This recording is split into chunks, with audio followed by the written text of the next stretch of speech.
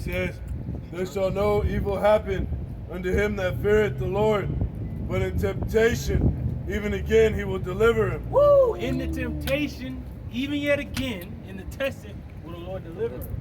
Like you said, going into the silver and the gold, the smith himself, the refiner, can't leave it too long, or be destroyed, damaged.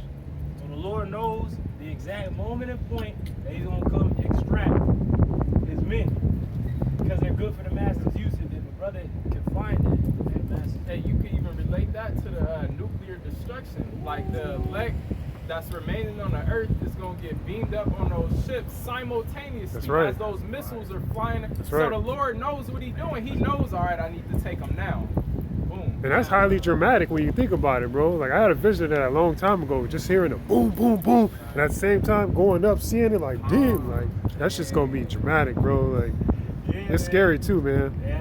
That's a fearful thing to fall into the hands of the living power. But that's what happened in all time when the Lord delivered his men. It was always dramatic, man. It was in the midst of the danger.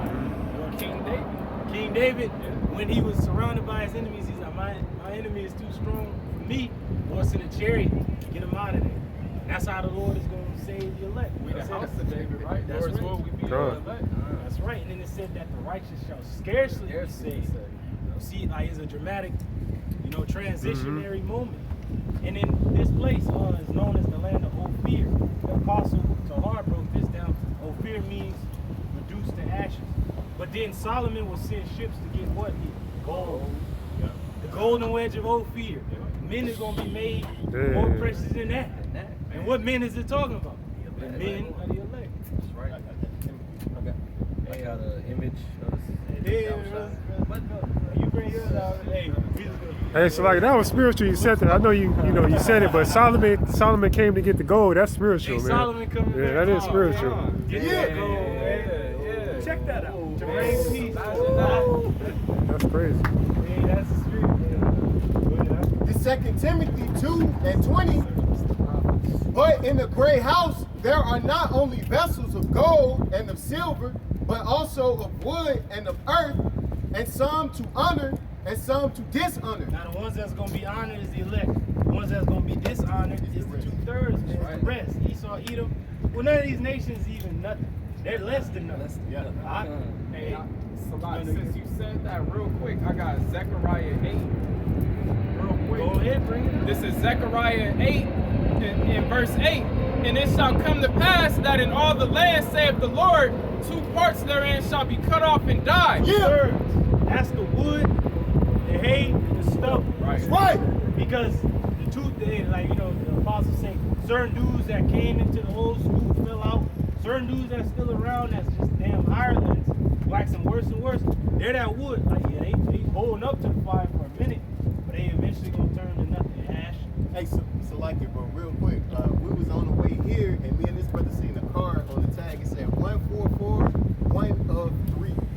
Woo! You know? 1/3. A third, bro. I was like, damn, That's let's go. spirit. Hey, Yeah. let's go. Hey, go ahead, huh? But the third shall be left therein. The third is gonna be left therein through the fire. Going through the affliction and then the actual fire. Right. Go ahead, huh? And I will bring the third part through the fire. Hey, the elect, that multitude, the Lord gonna bring, because the governing body's gonna be refined already, and they just gonna be waiting for the extraction. That's why brothers gonna have power, brothers gonna be healing, brothers gonna hold on to their integrity, brothers gonna look up for that salvation, draw nigh, mice gonna stand up to defend these, others gonna be moving like pilgrims on the earth. Hey, it's like the Dragon Balls and stuff. You gotta put them all together. You can make that wish. Hey, bro, it's so fitting you said extraction, bro, because this is an operation. Yeah. This is A double mission for the angels. That's right, They man. coming to destroy and at the same time deliver. Extract the elect. Yep. Continuing on, and will refine them as silver is refined, and will try them as gold is tried. Now the Lord is refining us as silver is refined until he sees his image. And then what did it say about gold? And will try them as gold is tried. Gold is tried by its weight and by its purity. So the Lord is trying all men's souls. And like you said, our glory is going to have a bigger weight. Remember it said that the inward man is the weight of the gold. Yeah, And then the pureness of the gold. Hey, These brothers are pure. Go ahead. that's a part of putting off the old man. Those are we're liking the elect men are likened into gold. Well, with gold, when you try it, you melt out the impurities. So the impurities of the elect man is that old nigga that was in the world. So it's a constant battle between the flesh and the spirit. That's why you gotta feed the spirit That's more right. than the flesh. That's right. That's right. Man, go ahead. It says, they shall call on my name, and I will hear them. There goes the name again. Because the Lord is going to be like, all right, it's perfect. I see myself in it, and you know how you make like a katana sword? You'll engrave it with your name on it. Like, that's me. Yeah, so each brother going to have the name engraven on there. Hey, y'all got your okay, that's me. Put that to the side. Oh, yeah, that ain't got my name on it. Throw that away. I will say, it is my people, and they shall say, the Lord Yahweh Ba'ashem Yahweh Shai is my power. That's the spirit. So the ones that's going to say, the Lord is my power, and who the Lord is going to say, this is my people, is the ones that are refined. Good for his use. Going into that refined process. This is 1 Corinthians, beginning at verse 10. I'm going to read down to 15. It says, according to the grace of the Most High, which is given unto me as a wise master builder, I have laid the foundation, and another buildeth thereon. But let every man take heed how he buildeth thereon. For other foundation can no man lay than that is laid, which is Yahweh Shai Mashiach. Okay, he's that chief cornerstone, right? He's the perfect example by which we're trying to move. All right. It says, verse 11, or verse 12. For if any man build upon this foundation, gold, silver, precious stones, symbolic for the elect, right? Then it says wood, hay, stubble, and that's symbolic for the 2/3. Verse 13, every man's work shall be made manifest, for the day shall declare it, because it shall be revealed by fire. That day is going to declare. Yeah. So that purification process, the fire, okay, we're going to be purified and revealed in the image of Yahweh Shai, so to speak. Okay, but that 2/3, man, they're going to be turned into ash and stubble, man. Because that purification process is going to burn them. All right? 3 and 10. Oh, yeah, that's 1 Corinthians 3 and 10. What I said? Oh, okay, verse 14. For if any man's work abide which he hath built thereupon, he shall receive a reward. Okay? Whether that be unto good works or unto, destruction. Verse 15, if any man's work shall be burned, he shall suffer loss, but he himself shall be saved, yet so as by fire. So you're going to suffer loss in the affliction. You might lose your car, a job, a woman, your seeds, everything that you thought you had going on in this world, only to gain Hamashiach, as Paul said. So I count all but dumb to the excellency of Hamashiach. Because Yahweh Shai himself was rich, but he gave it up. So that we may be rich, he made himself poor. That's what it says. It said the Son of Man had nowhere to lay his head, but the foxes have holes and the birds nests. So you might have nothing, but remember Hamashiach, he had nothing. But yet everything, he was rich. But faith. Perfect. 2 Timothy 2 and 21. If a man therefore purge himself from these, he shall be a vessel unto honor, sanctified and meet for the master's use. Now you see that, man. Certain things for man's life, like, damn, how the hell we gonna live without that? But we have to step out like our forefathers stepped out of Egypt. Like, okay, you about to leave all that you ever knew, Egypt, to go into this land that I promised unto your fathers. You gotta be ready to go. Your mind has to be, I'm ready to be out of here, man. And that's why we gotta let go of all of what Babylon had to offer. You see that Esau is taken away what these niggas have been accustomed to. But we years, depending on what year brother came in, you already removed that from yourself. That's the spirit, man. And then I'm gonna get all that back even if I do lose. A woman, seeds, you're gonna get it all back. Your parents, siblings, you're gonna get it all back in the kingdom.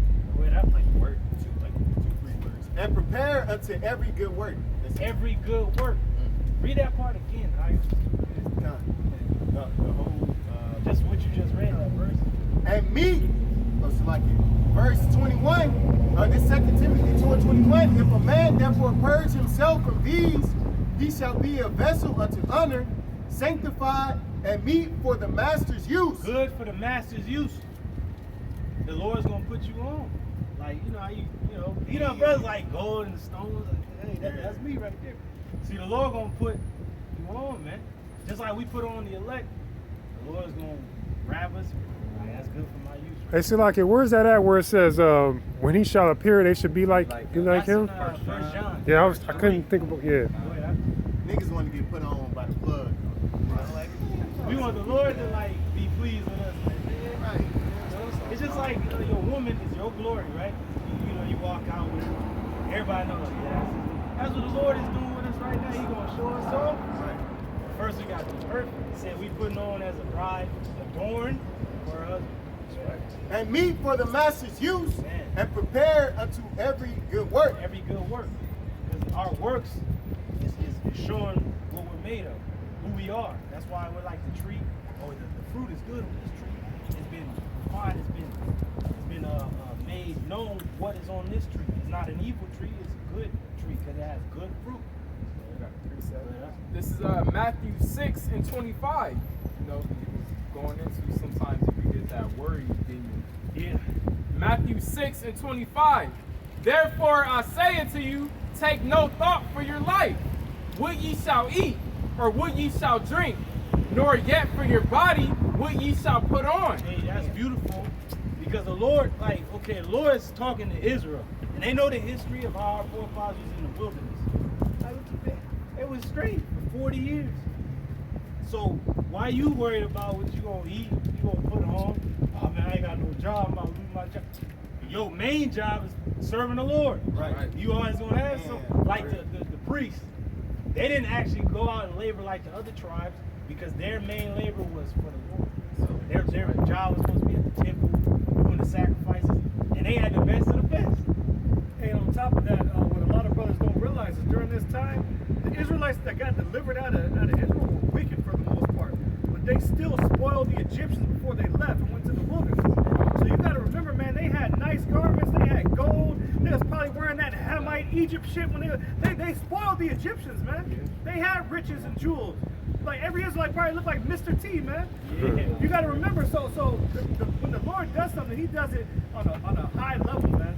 So how much more so, for His elect during this time, right? I don't think we gonna, but we ain't about to leave with none of this. Right, no, but we're the gonna Lord have abundance. the Lord gonna set us up. Hey, it says that in the scripture that the envy of the heathen should not be able to do nothing. They gonna envy you and be able to do nothing, but you gonna have abundance. Yeah, I mean, the Most High rained that angel bread from the chariot, man. That's right. And He drowned them wicked niggas in quail. Yeah. Like He always gave them more than what was sufficient. Yep. Just like when Yahushua did miracles. With the fish and the bread, there was so much left over. Man. So how much more so for us now that are calling upon the names and that believe?